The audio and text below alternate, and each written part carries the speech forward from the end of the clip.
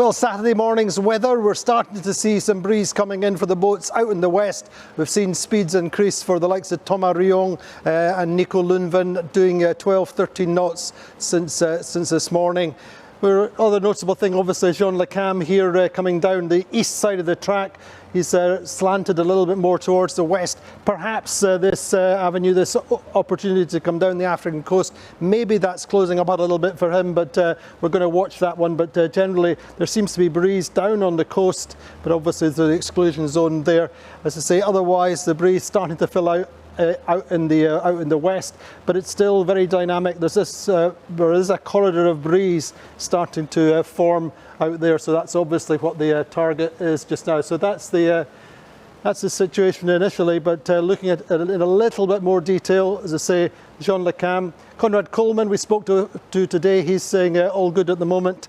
Otherwise, I say Sam Goodchild and also Thomas Rayon, and here we've got Giancarlo Pedotti, who was out in the lead earlier on in the yesterday. So that's the weather situation generally. Let's look at our animation then. This is the tracking as watching. This is the routing for the next 24 hours or so. Watching Jean Le Cam, Sam and Thomas Rayon. So let's see how this plays out.